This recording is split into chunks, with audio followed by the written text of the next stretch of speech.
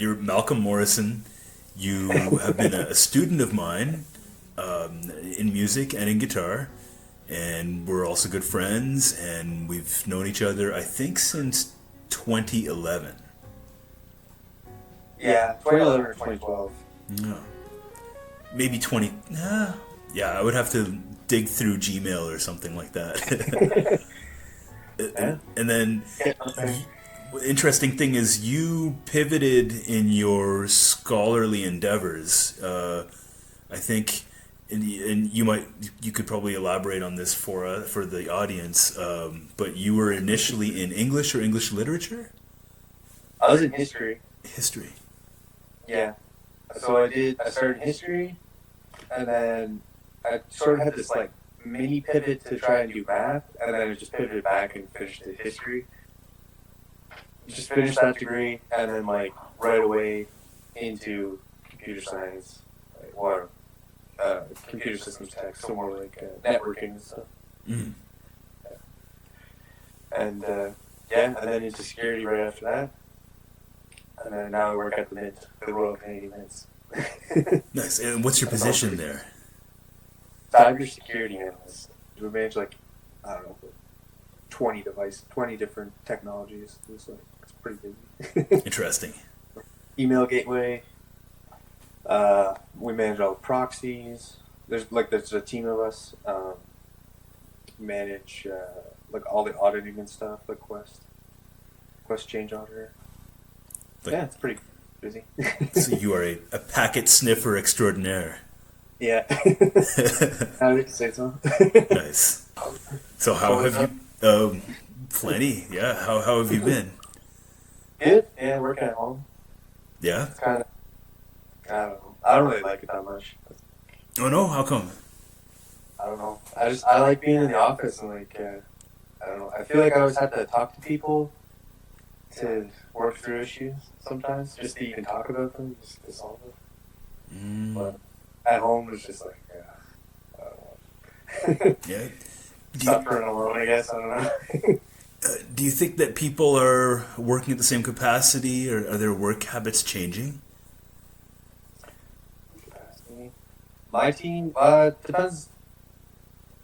Probably more capacity right now. Like, our board's all over the place. Like, with the cyber stuff, so the priorities are changing all the time. So like canceling projects, and they're like, we need to know this information, so it's like go rush and like collect all that info, and then on to the next thing. Is their focus more scattered? Is it more output but less productivity? Yeah, so we canceled all projects, so it's all about like, how much bandwidth are people using. What kind of, like, I guess the one came out today about Zoom that comes to mind, about the vulnerabilities with Zoom, and everybody's like rushing to use Zoom, so Okay. we're following suit too. It's just like, and there's like a 0 day that they found today, I guess. You can send like a path through Zoom message, and if they click on it, you can get the credentials. Oh, really? Yeah. So. Interesting. I gotta look into that. All versions, I guess. Just the desktop version. They're telling people to use the web version right now. I just touched my face. It's a coronavirus no-no. Yeah. I'm so bad for touching my face. I also like bite my fingernails quite a bit. So. Nice. Maddie's always like, "What the hell are you doing?" It's because you're a guitar player and you have to keep them curated. Yeah. I should really stop. I see like a lot of people, like I see guitarists on YouTube, and they have like long fingernails. Depends how you want to do How it. that affects their playing, I don't know. I mean, yeah, you get used to different things. Some people prefer also the sound of longer fingernails, a little bit more treble, cut through the mix a bit better, but yeah, I don't know. I've always liked that, like a medium, like one side, very, very thin, very, very short, almost to the point where I'm going to bleed because I'm exposing new bare flesh. And on the other side, just barely enough to get the nail, but still such that you are affecting the stimulus of having calluses. Yeah. But we could make a guitar video also. We might have to have a subsequent guitar video. But yeah, I was thinking about a few different topics, and I thought that you might have some good insights because you have someone who's someone in your life who's working on the front line. Yeah, Maddie's in the ICU there as a nurse. She's pregnant, so she's I guess she's a little extra high risk. So, yeah, they split the unit into two. There's the COVID side and there's the non-COVID side, and she's on the non-COVID side. So she's, but they haven't had that many patients yet that she's told us. So. Like, there's only 17 patients in the unit or something like that. 17 confirmed cases? No, patients in the unit. In the non-COVID unit? Yeah, just in the ICU, there's 17 patients in there. I guess it's because people aren't driving around and crashing into each other? Yeah, I guess so, man. Yeah, mostly get motorcycle accidents. Really? Well, I don't know if they mostly get motorcycle accidents, but they tell you, like, Maddie's just like, she sees motorcycle accidents all the time, man. Like, she's like, never got on a motorcycle. You end up in my unit for sure. Interesting. Like some really hideous results, like degloving of the face and whatnot. Yeah. Really? Yeah. She doesn't give me too much detail. But, she's like, I guess she can't tell me too much about her patients. But, but yeah. I mean, I used to dirt bike when I was a kid, so. I've always thought of getting a motorcycle. I see. Were you living not in a metropolitan area? I lived out in the country. Like, my neighbor had a bunch of, like, mini bikes and stuff, so rode them there when I was younger, but then we moved away to get to my house. That's cool. So, coronavirus. I thought we could talk about some interesting topics there. Also, probably, like I was saying, or like you were mentioning about your fiance having probably opinions, strong opinions, and also having some first-hand knowledge, even if she's in a split ICU. So you may have heard some things, but I thought I would go over a few different things, a few different topics. There were some questions that were brought by viewers of my previous episode, and one of them was from Majda. Majda, thank you for giving us your insight and for sharing your perspective. She was asking about the role of the United States when it comes to other countries.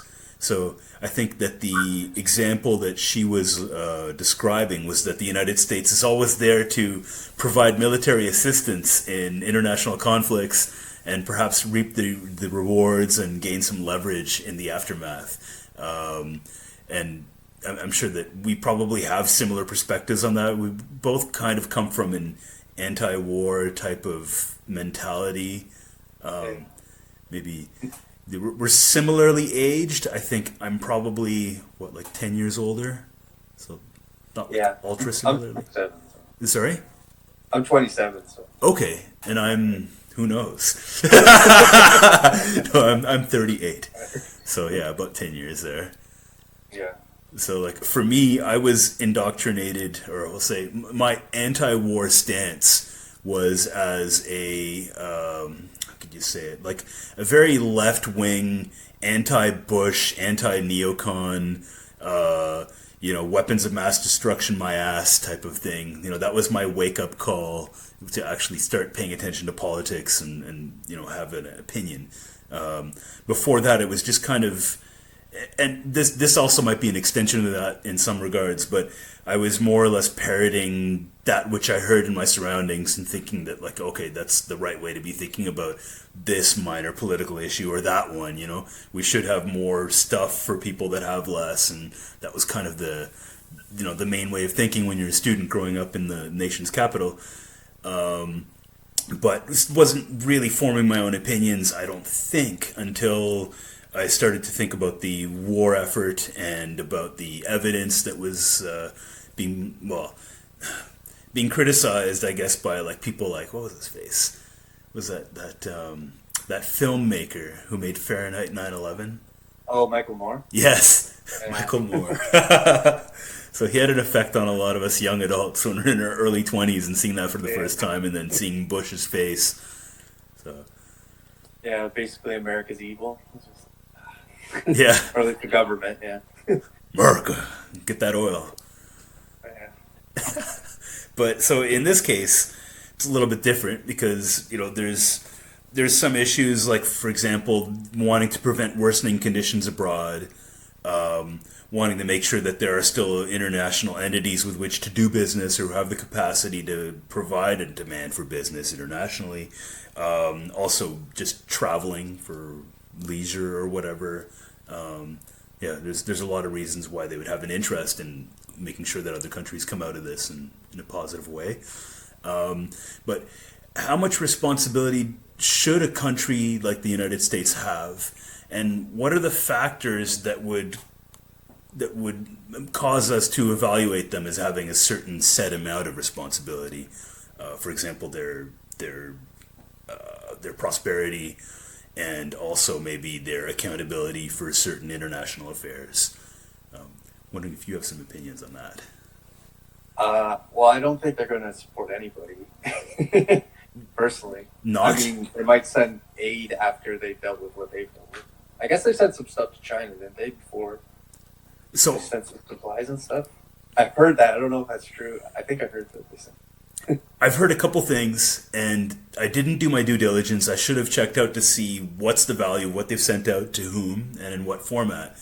But I did hear, and I wouldn't be surprised that they've sent the most out of any country. Mm. Was that the American government, though, or is that just like, because there's so many non-profits in the United States and like independent organizations and stuff that So go all over the world and support people? that I would have to double check. I got to do my but so it could be organizations, it could be the American government. So when we look at things proportionally, yes, they have the most resources available, and so we could say, what are they sending in relation to other countries, or what are they sending in absolute terms? It is possible that they have sent the most to China.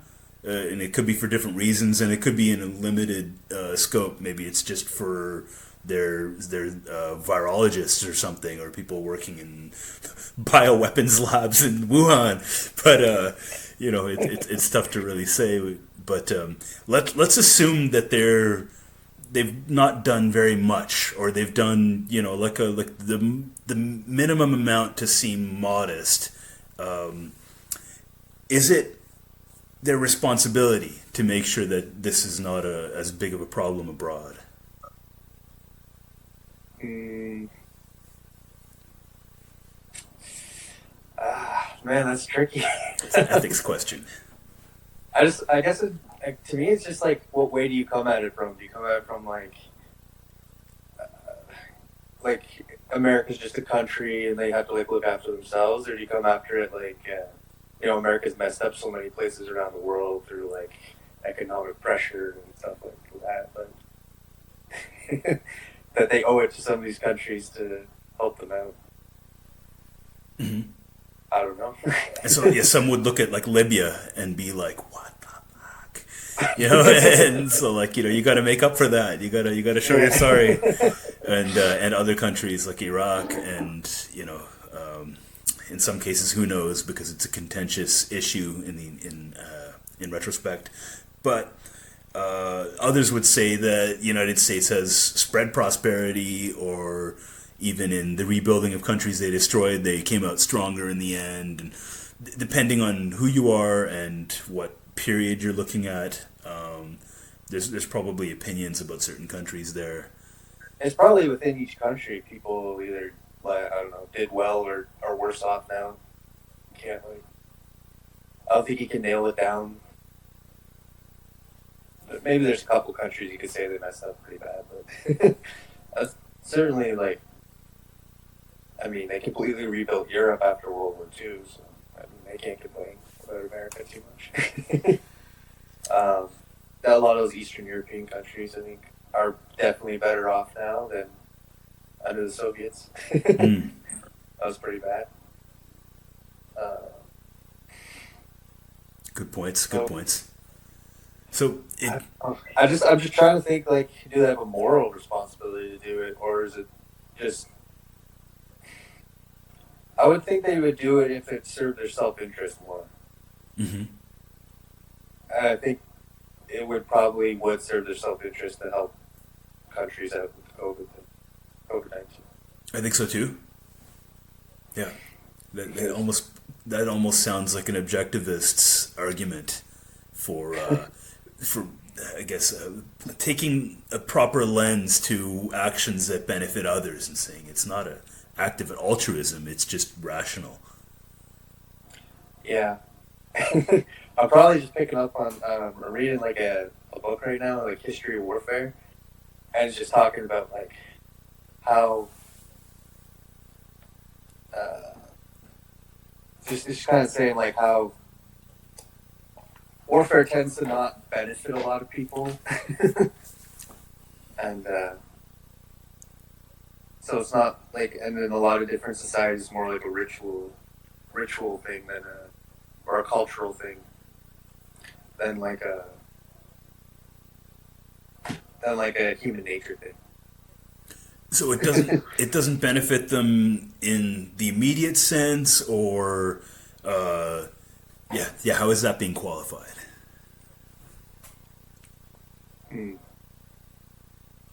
Sorry about the long takes.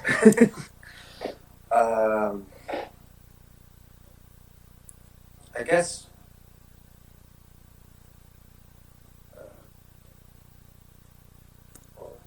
Like monetarily, they're not benefiting, or they don't usually get the outcome that they had hoped for, or that the citizens end up in worse conditions of both the country that's being attacked and the country that's invoking the war.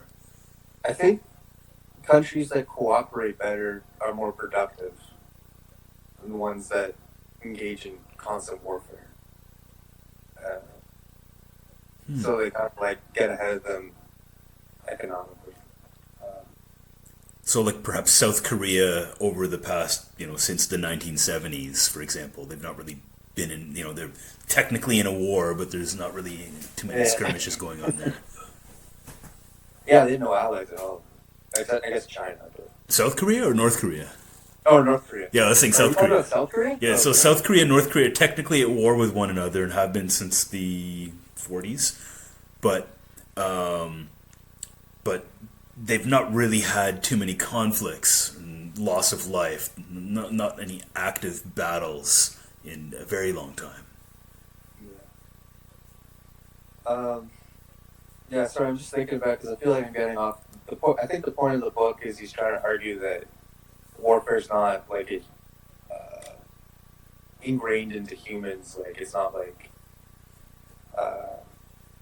we're not born to go to war, or like want to go to war. It's more like he's kind of like examining where it came from and how it evolved and stuff through the years, looking at like the different time periods. I don't know. Do you remember being a child and getting involved in a physical conflict and feeling enthralled as you let all your rage out? Yeah, I think people like sports. And sports is hunting, mainly, like soccer, basketball, hockey. It's all like a hunting sport. A group hunt. Yeah. That's how we survived. Pretty thrilling. Yeah. Isn't that how we survived, like evolutionarily speaking, against animals that one-on-one would just completely pulverize us? Yeah. Working together. But I guess it also shows like cooperation there too, right? So the cooperation is, to stay alive in the face of what would otherwise be fierce, superior predators. Yeah, so there's like aggression there, but also cooperation.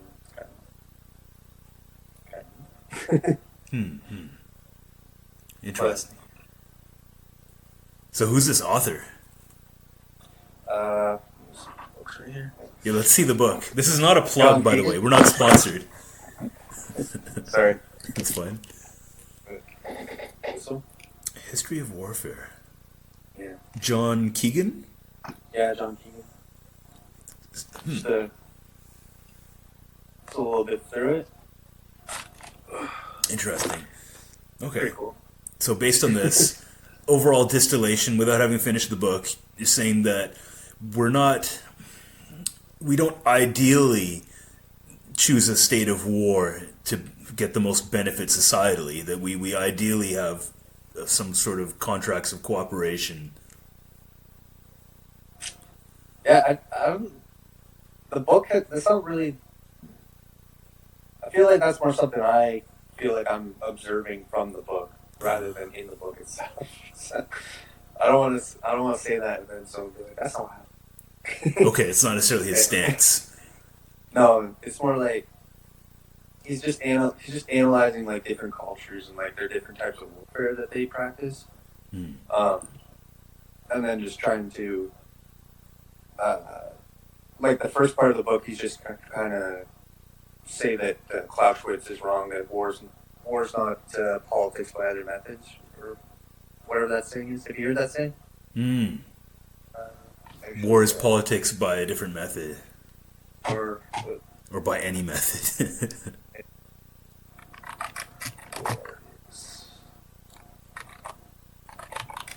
I have heard that saying. I don't remember the exact wording or where it came from.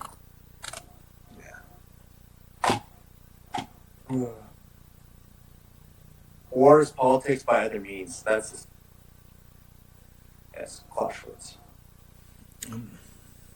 Is German. The Germans. I guess his point was. I guess that point there is just war is just getting what you want. And he's saying like there's a bit more of a cultural thing to it, and like people practice warfare.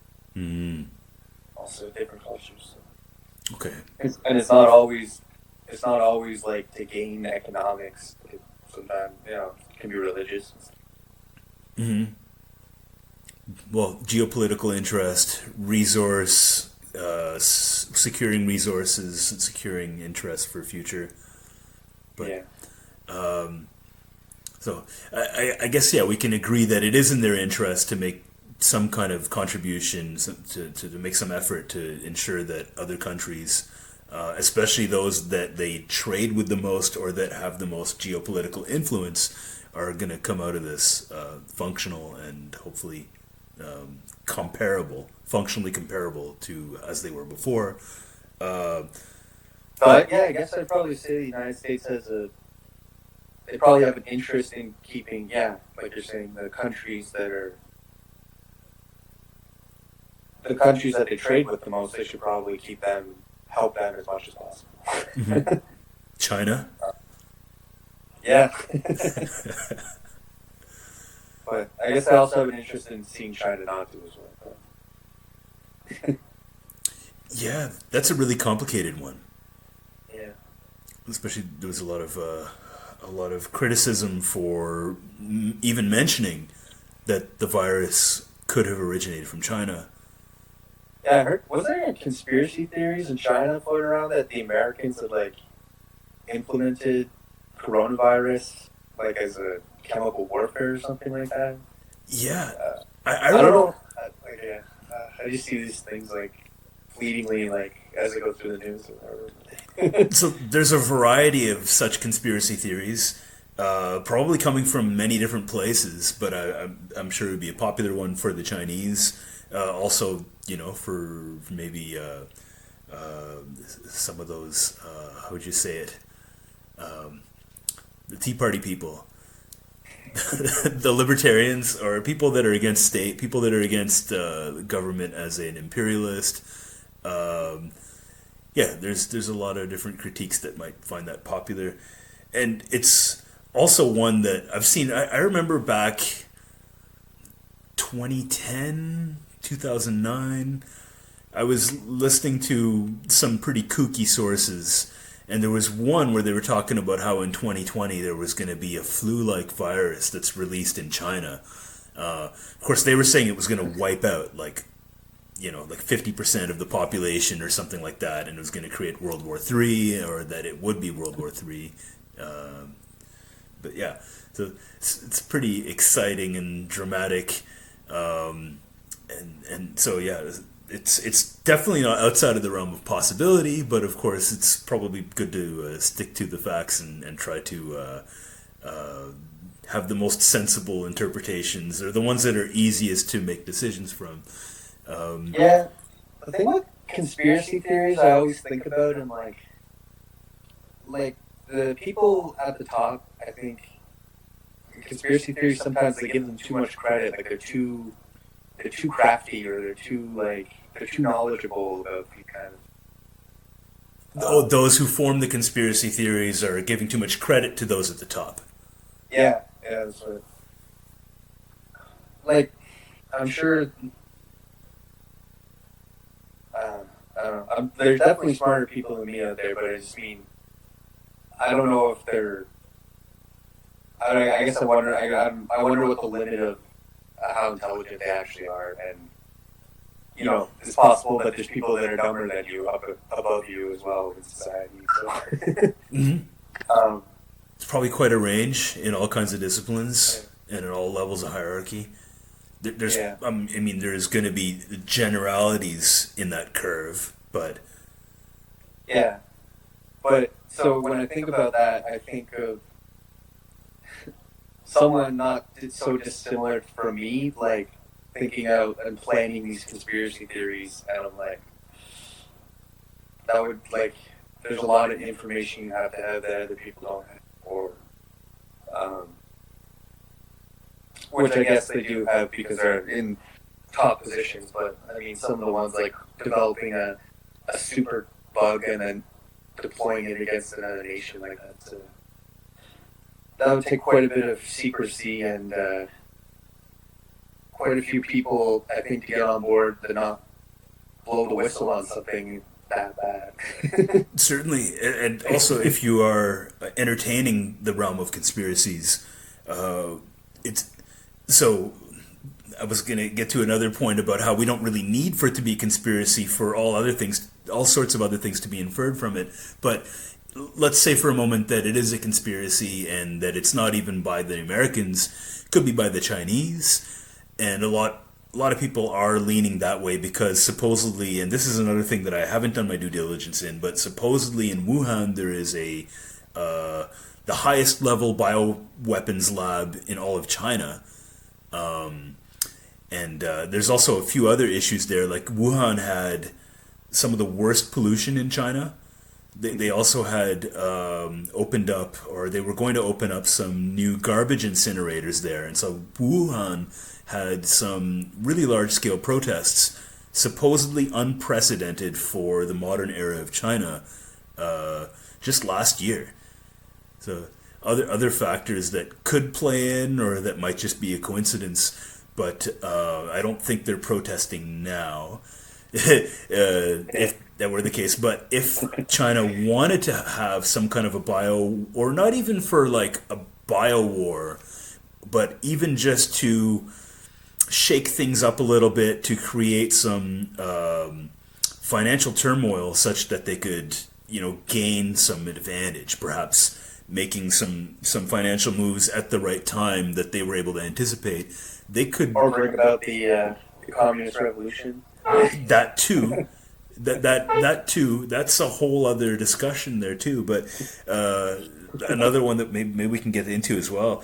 But yeah, even just by releasing it on their own people, and then they are a more authoritarian system there, so it would be easier for them to scramble about and impose more stringent measures to deal with it.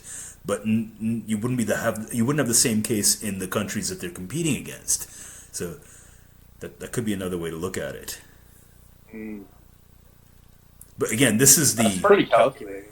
Yeah, I could see. Well, it's calculated, but like all that would be required would be for them to just like throw it out there somewhere, and maybe they could do it many times, and eventually it would take. Mm. They're putting themselves at pretty big risk there, aren't they? Unless they have a cure for it. Well, like the people that created it and the government officials. It depends how lethal it is. Like if it's something that's very infectious, but doesn't necessarily have a high mortality rate, then it is enough to cause international distress. They have the authoritarian regime such that they can impose restrictions on movement, and they have the how would you say it, the police state, they can peer into everyone's privacy, understand where everyone is, who they are, where they are, who they deal with, and so that's not really going to affect their elections, for example. Like, I mean, you know, their prime minister, he doesn't have to worry about being reelected. Yeah. I guess, how do they know that it's not going to be as lethal as they think it is? I don't know. I guess Bioweapon lab. biolab, yeah. Yeah. Biolab. Or maybe it was eating bats. Yeah. Yeah. Cute little things. Some of them. Some of them are cuter than others. Yeah. I'd probably eat almost any animal if I knew that I could get away with it. But that's another video. I guess I believe the bat one because like all the other pandemics came from some sort of weird animal transmission. So I don't know. The zoonotic It fits the transmission. storyline, I guess. I don't know. Yeah. There's a lot of eating of weird animals, and like even like I'm half Indian, and my dad told me that he had eaten monkey and brains of various animals and different jungle food. Yeah. But all right, so but like yeah, we don't have to entertain any kind of conspiracy. I mean, there's even all kinds of calamity can occur without any nefarious planning or any of those things, and it could be just from circumstances, and it can also be from people having biases that are, you know, in a certain occupying a certain role at a certain time in a certain place. And that allows for information to flow in a certain regard, and it catches momentum. And so on that front, that leads me to the next topic: is what's the accuracy in the assessments that are being done, the risks that we're currently faced with, and the effectiveness of the measures that are being taken. Let's start there. Jeez. I mean, I feel really bad for all those people that are unemployed right now. Something like 2 million in the United States or something like that? 3.28 or something like that last week claims. I can't remember. Pretty horrible. Yeah. Yeah. I mean, I saw the Republicans took a lot of heat because they're what are they calling them? Like, they were basically debating, like, if it was okay to let people die or whatever, keep the economy going. Were those the words that they were choosing? Yeah. Let them die. I gotta see that. Well, I think the one senator was like, the people of Texas are willing to die for the economy or something. What? Wait, we need a clip of that. If this is Joe Rogan, we'd be like, yo, Jamie, pull that shit up. That's cool. Yeah. Hopefully that's not how he really feels about everybody. He's like, they're all willing to die. We can get reelected. Well, let's say for a second, what are the error margins, you think? For example, when we were assessing, or when we were initially getting information on the lethality and the expected mortality of people that have COVID, that data was coming from China. And I found it very interesting that the WHO, they embraced any information coming from China almost as though it was coming from their own researchers. When They're like, don't criticize the country. Yeah, and so on certain issues, like, you know, people are worried about Huawei and were arresting, you know, like some of their consultants or some of their higher ups anyway in our country, and we're suspecting that their devices are, you know, devices to spy on us by the Chinese, and then when it comes to something pretty critical like a pandemic, a virus affecting the world, we're gonna agree that all their information is accurate and is being shared with us because they're benevolent. Yeah.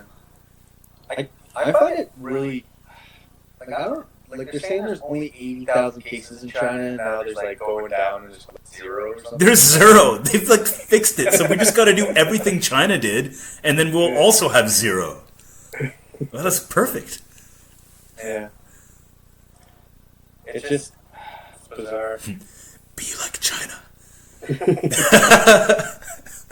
Yeah, I don't know. I don't trust that. See, those are the kinds of things that give me pause. Yeah, I believe the numbers in Italy more. Like, that's where you're, like, seeing the actual, like, accurate information coming in about what's happening. Yes. And how it's going to affect us here soon. Or hopefully not. I mean, what do we have in common with Italy, and what don't we have in common with Italy? Yeah, they're a bit more,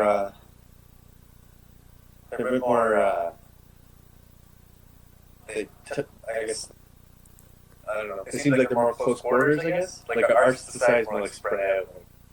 Like, too much pasta? Suburbs. Yeah. What are you doing with my spaghetti? I can't remember that clip, actually. But, so I know that in Wuhan and northern Italy have a few things in common. Milan has some of the worst air pollution in all of Europe. And Wuhan also, because like I was saying, they had the issue there where people were already protesting because of pollution, and then they were going to, I guess in anticipation of garbage incinerators that are being added. Milan has horrible air pollution, and I think that depending on how you view the stats, there are some arguments that are made, and some organizations that are pushing the stats that air pollution is the number one cause of death. And I guess that depends on how you look at comorbidity factors and, what is ultimately a cause of death when someone is 90 years old and has 3 diseases and different comorbidity risk factors, and they die because of respiratory issues or distress leading to a heart attack. You could say, well, the air pollution killed them, but also, all these other things. So that's a difficult assessment to make. And have you seen those maps where they're showing like the air pollution like over, like before and after the isolation started? Yes. Yeah, it's crazy. Yes, I have been looking at those. That's one of the reasons I was wondering, because here we don't have that issue, and Italy, having an older age population, having people in closer quarters, not having utilized certain measures to react as quickly, and also I heard that there were issues of transportation between medical edifices, and also then lastly, and perhaps more importantly, I don't know, I'm not an expert there, but the air pollution issues in Europe, in northern Italy, all those factors could contribute to the fact that I think at the moment Italy's mortality rate per 100,000 is like 20 times higher compared to the United States at this point in time. Yeah, but they're further along, aren't they, than in the United States in terms of virus? So the United States could spike, and so maybe it'll affect different parts of the United States differently, because I can't imagine the air pollution in Los Angeles. I'm not an expert there. Is it better now? Or, I don't know. Maybe it's a lot better compared to before. It depends by what measure. So, like, if you look at like sulfur oxides and nitrogen oxide and PM 2.5 and PM 10, like the particulate matter that is below 2.5 microns and below 10 microns, they've reduced, I think, in the 80 to 90% range for many of these things. If you compare with, like, say, the 80s to now. Now the main one that they're looking at is CO2. That's a whole other can of worms. But if you look at the other ones that are not CO2, they've reduced all of those ones dramatically. Okay. It's all like super poison. Yeah, and so I haven't been to LA. I was in San Jose last year, and the air seemed fine. It was maybe a little humid, so it was hard to tell. I wasn't there long enough to really evaluate properly, but the air seemed fine to me. So I always got the impression that Europe was like really into climate change, and they were like kind of leading the game in climate change. But you're saying that they're like very polluted and kind of behind there, like Northern Italy at least. In terms of sentiment, political opinion, and initiatives overall for Europe, I mean, I know that they're very pro-green in Holland, where my mother comes from, but just by sheer measure of pollution, I do know that Northern Italy is one of the worst.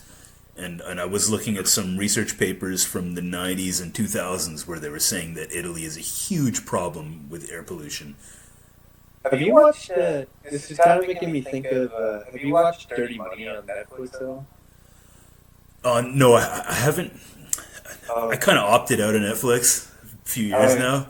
I've seen some money. I saw some money stuff like the Federal Reserve fractional banking stuff like back in 2010 and whatnot. But it's been a while. Okay. Sorry, it's just making me think of this because it seems like every episode that goes by, it's like Europe has a really hard time enforcing rules on companies and stuff. So the one on Volkswagen, like it was like the German government was almost compliant with Volkswagen and all these car companies polluting like 10 or 20 times worse in their diesel engines. It ended up being the Americans in California that like exposed them. That's interesting. Yeah, there's a lot of factors there. I don't know all the factors. Yeah, I do know that the diesel engine by Volkswagen is considered as being one of the cleaner ones. Well, it was until that controversy. Okay. It was cleaner and now it's not, or it became cleaner because of the controversy? No, they were cheating on the testing. They had so when the wheels spun, when they ran it on the treadmill, basically, it would pass the test with really good marks. And then as soon as you turn the steering wheel or something, it would turn it off, and then it would just be spewing all sorts of horrible stuff into the atmosphere. Yeah. Oh damn! It was a pretty good episode. Yeah, I like that show. Interesting. Yeah, well. Yeah, it just made me think of if you're Northern Italy has bad pollution issues. I always get the impression from the news that Europe leading the way in the green energy form. That's the thing about politics. America's big oil, and that it becomes a really messy thing to sift through. I have, like I've mentioned many times before, I have friends that are in climate policy, and to know all the biases, to be able to discern between acting something out of political interest or to remain viable in the with the expectations, the social and societal expectations in the current discourse. It's a lot of things to go through, and I'm glad that I don't have to do it, or not by first order at least. But yeah, so back to the topic of, well, I mean, we're still on topic, but the idea of the accuracy of the threat. We're looking at some of these stats, and then we have to factor in, for example, we have to look forward and think about how are we going to look back on these statistics to understand how accurately are stats being aggregated. If someone dies and perhaps they test positive for the virus, how much are we evaluating the comorbidity factors? And I'll give you an example. If you have flu deaths, I think I was looking at some statistics from Europe, and they were saying that flu deaths So meaning like people that died after having a certain respiratory distress and maybe pneumonia, but without necessarily saying that it was from a certain virus. They estimate that about 9 to 15% of flu deaths are people that had a coronavirus. And that's just like year to year as things stand right now. There's like a certain error margin on that, obviously. But what are the error margins going to be on these aggregated stats? And how much of a factor is it going to be when we think about people that don't die from air pollution because of reduced air pollution, and maybe other factors as well, also because of reduced activity in society? I don't know. I don't know how you can. I mean, I'm not sure how they can tell exactly how a person's dying from COVID. Like, that's the reason. That's 100% the reason. I would have to ask. It's usually a heart attack, right? Is it? Yeah, I think okay. like I thought it because affect the lungs because they can't breathe or something. it does, and then their heart is like working like crazy to try to pump that little bit of oxygen that they're getting from their rapid, tiny breaths. And yeah, fighting against all the inflammation. So there's so much inflammation and the fluid buildup. So there's a increase of blood pressure to try to work through that. Yeah, so I think in a lot of cases they have a heart attack. Okay. Yeah, or it could just be asphyxiation, pure and simple. But yeah, with a lot of older people, especially, you know, like their tickers kind of taking a beating. So there's that. I remember when my father died, they said he died of cancer, but it's like, well, technically speaking, he died of a respiratory infection because he had had a stroke and he couldn't clear his lungs out. He wasn't able to breathe anymore. So like, yeah, he died because of all of those things which resulted from having the cancer. The cancer is the reason why he had like tumors that caused him to have a stroke. So like, it's a really messy business to be able to ascertain exactly what killed someone and what to give how to deem something as being a priori. Yeah, so I guess they're just protecting us, trying to protect as many people as possible from COVID, so it doesn't push them over the edge, I guess. Precautionary principle. Yeah. And so that would bias things towards assuming larger numbers. Or choosing the grave extremes on a scale, right? Because if you're gonna make some kind of preemptive decision, and you're gonna say, well, best case scenario, worst case scenario, better to hope for the best and plan for the worst. Yeah, I guess we're planning for the worst. It would seem like that. So kind of making it worse though. And so I was thinking about that because I know in the UK, apparently there's hotlines where you can call if you maybe spot your neighbor taking a couple extra walks. Maybe they shouldn't be taking so many walks. Maybe they're walking too close to their dog. Is it the UK you said? The UK.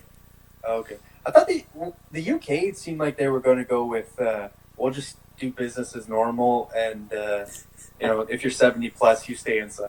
Yeah, that's what they were saying first, but then I guess Boris got it. Boris. I don't know exactly what played into those decisions there, but yeah, they did change their tune. But it's kind of interesting because like whereas the United States stopped all flights from Europe, I think they started with China, and they did that kind of early on, and then everybody was like, "Oh, don't hate on China." But in the UK, there have been a lot of people complaining about different things, like where the police are releasing drone photos saying, "Oh, look at these people performing non-essential business, going for walking their dog," or they also were upset at one of their parliamentarians who I believe drove from Wales quite a distance. Enough distance to probably have to get gas, at least, so that he could see his father for his 78th birthday and apparently bring him some essential items. Piers Morgan was blasting him and saying that this is a good reason to enforce a police state. And even like Jess Phillips, who's like, I've not been the biggest fan of her, but she was standing up against that and saying, we can't really judge what people are thinking is essential.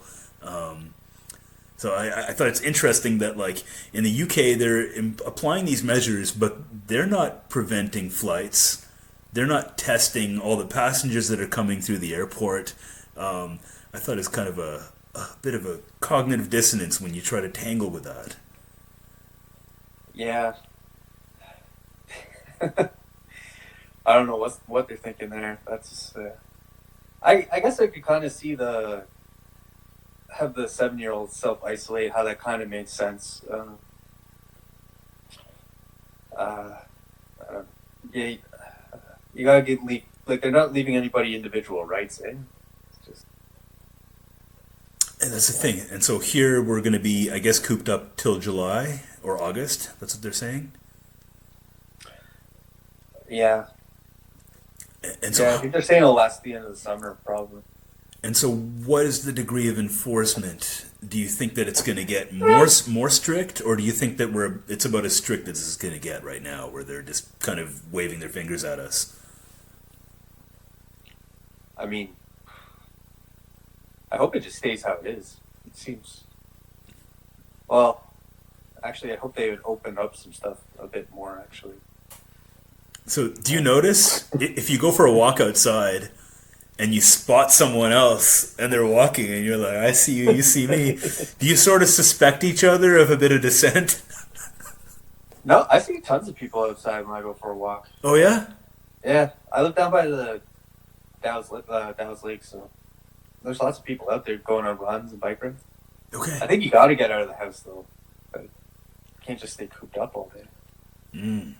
So we're not as far along as the UK then, but I guess the UK is just more of a police state than we are in general. Yeah, they love their policing there. Keeping the safe. Yeah. You got a license for that? Anyway. Oh, you got a permit for that license. You got a license for that permit. Yeah. I mean, how can you enforce stuff like that to a certain extent? Like, you have to keep hiring officers at a certain point, don't you? And then they have to be out patrolling and making sure everybody's following the rules. Yeah, spreading COVID-19 while they do it. Yeah, I think they even have like Facebook police and stuff like that in the UK, right? Oh, really? Yeah, they have social media officers, people who enforce, make sure that people aren't contributing hateful comments. Yeah, they're pretty advanced over there. But so I haven't heard any of this stuff before. That's interesting. Oh, really? Yeah, I used to spend maybe too much time on Twitter. I left that scene. It was the vegans that did me in, actually. But yeah, those damn vegans. Let me tell you. Anyway, so these are things that I've been a bit concerned about. Is what are the testing methods? How are we aggregating those stats? And like as a comparison, I think initially we were looking to Wuhan and taking all the statistics from China at face value and saying, okay, this is going to kill 3.4% of the world or something like that, or at least 3.4% of people that get infected and 70% of people get infected over the next year. I was looking that up today, actually. I was like, what is 3.4% of 7 billion? It's a lot of people. Yeah. It's everybody's grandmother. No, that's what people think of. So, yeah.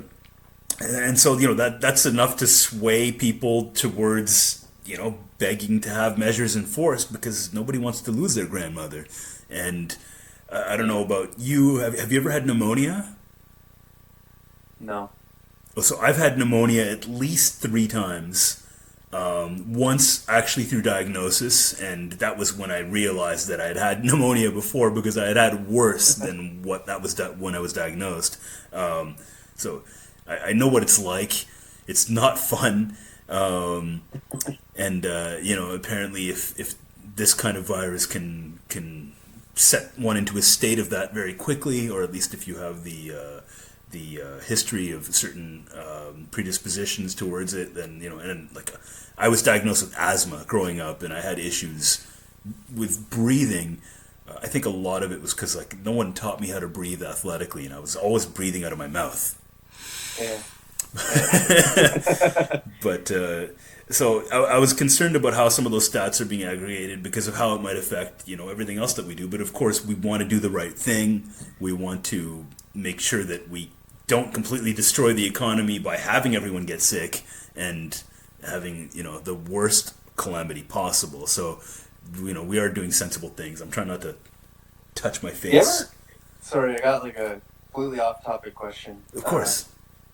Do you ever wonder like what kind of society could come into place or exist, like a sustainable one where the economy isn't such a major factor in it? Yes. Is that even possible? I don't know. It's just like I used to think about that in my 20s, especially when I was. Should I call myself a free spirit? But when I was much more open to the whole, let's all live on a commune, in a commune in Coconut Island, and we get to share everything, and we live happily ever after. And why do we have to do the rat race? Why do I have to be a slave for a rich company, and all the resentment that comes out of that?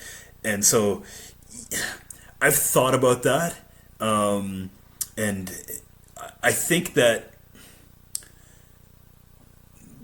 scarcity, some would say that it is the product of an economic model, and some would say that it's a product of physical reality with the means of technology that are available to us now.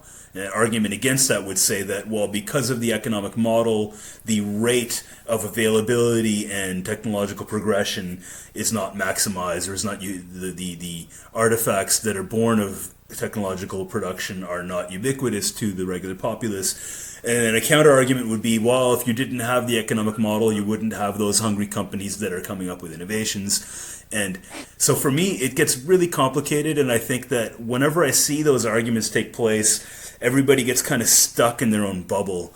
For me, I think that the answer is technology, that basically we have to take it on ourselves to contribute to it.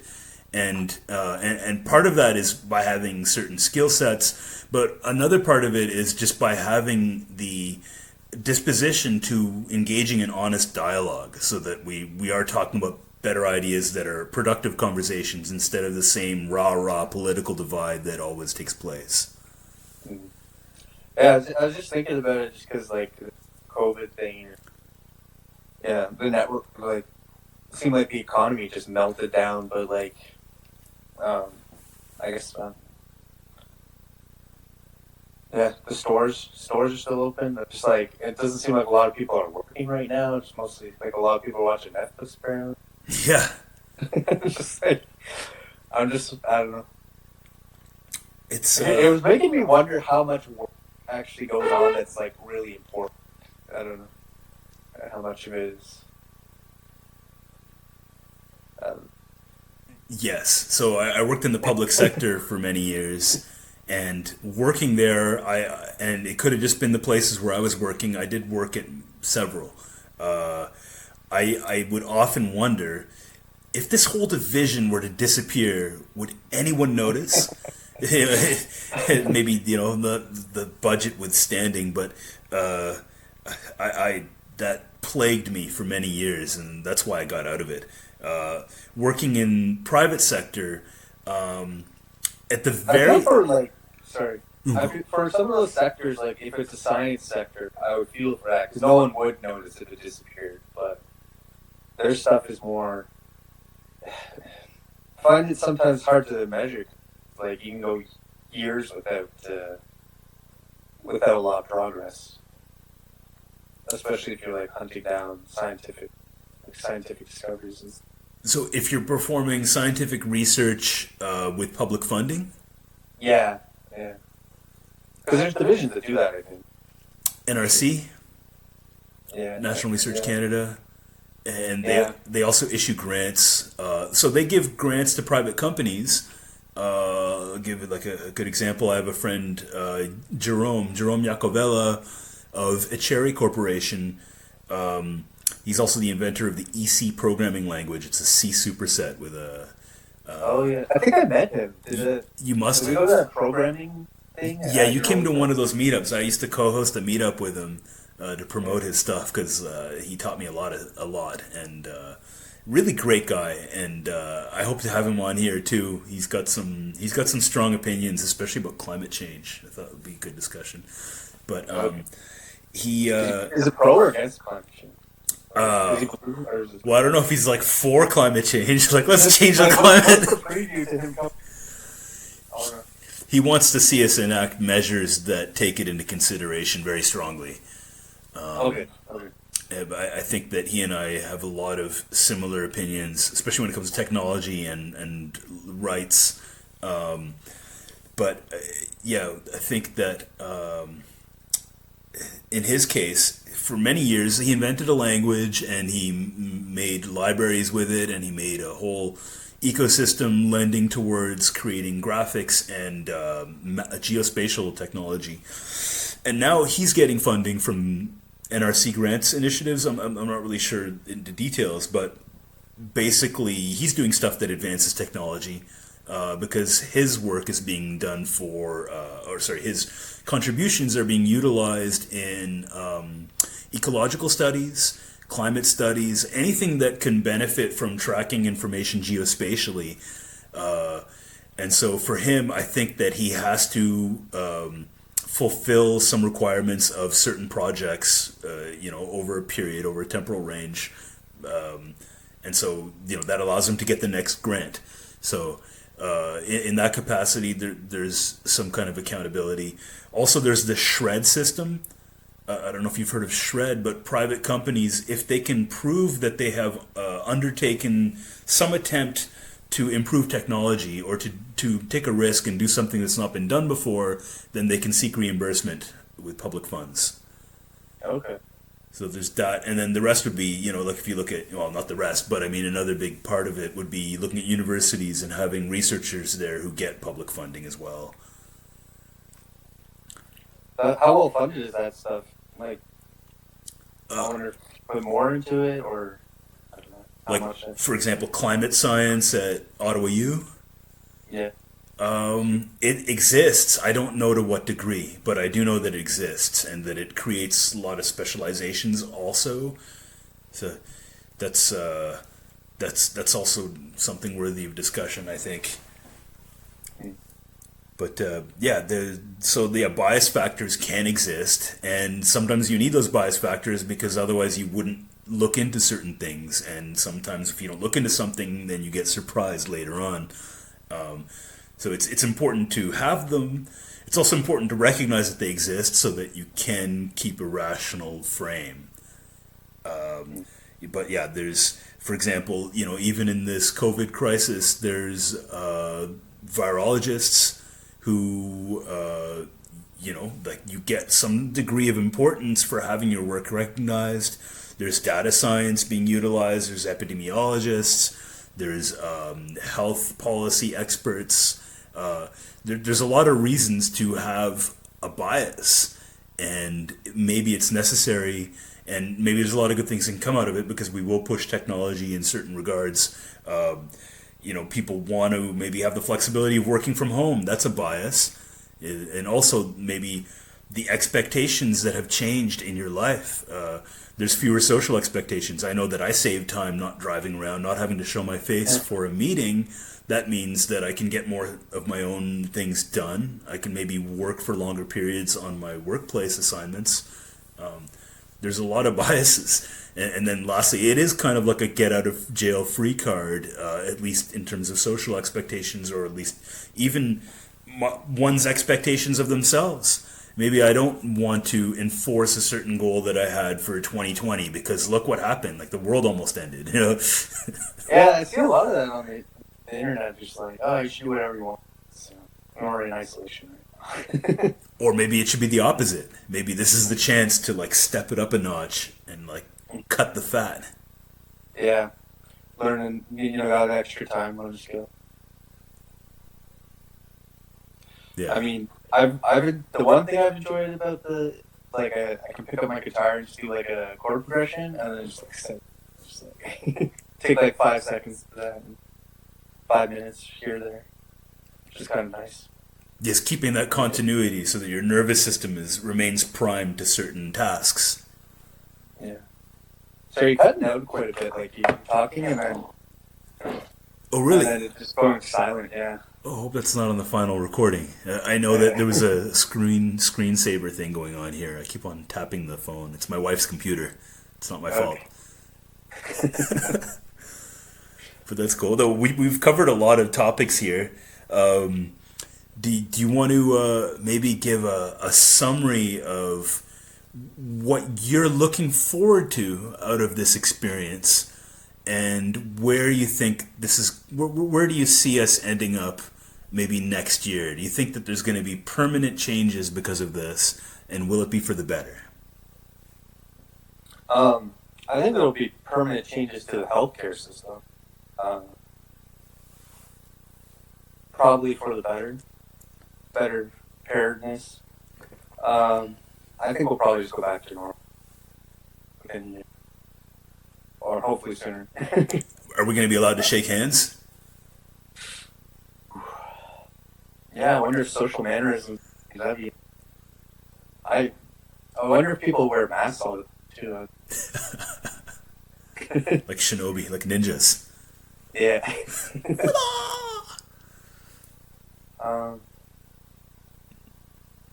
I mean, in terms of like self-isolation and stuff, I haven't really changed in my personal life because like I lost like some soccer that I do during the week, but like I don't go out that much, and when I hang out with my friends, like, don't live in the city, so it's like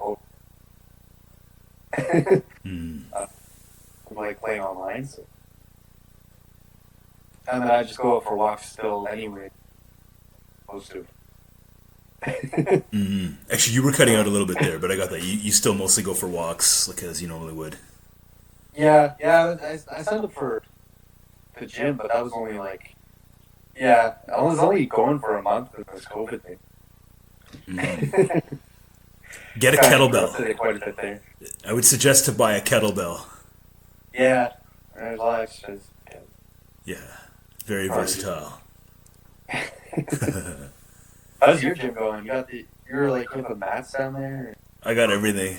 I love my gym. I'm actually like my training's better because I have more time available to myself. So my mobility's better. I'm getting stronger, and I'm pretty happy. Yeah. The one thing I hope comes out of this, there's like a whole issue with office space. No one can find office space.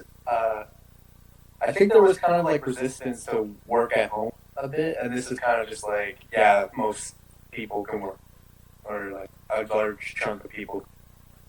Yeah. And then it's just like, let's just do it. Like, yeah, even companies that. Sorry? I said maybe that'll be the biggest change that'll happen. Yes. Companies will finally embrace, like, everyone doesn't need to all come. Yeah, that as an aggregate increases productivity. So let's hope that this, in summary, is all for the better, that we needed a little bit of stress to cut the fat and to compel us to step it up a notch. Yeah. And maybe they'll free up some office space or something, and then maybe that'll help solve the housing crisis. That's a good point. That's a good point. It will affect prices and availability. Okay, that's good. Well, on that note, Malcolm, I thank you for having graced me with your presence and for having provided your insights. Well, we'll see how it goes. Good luck with it. Yeah, I'd love to do this again sometime. Yeah. First time on camera, so podcast. We're all right. Yes, I'm pretty pleased. Pretty sad, man. All right. Thanks again. Sounds good. Yeah, I'll see you later. All right. Good night. Bye.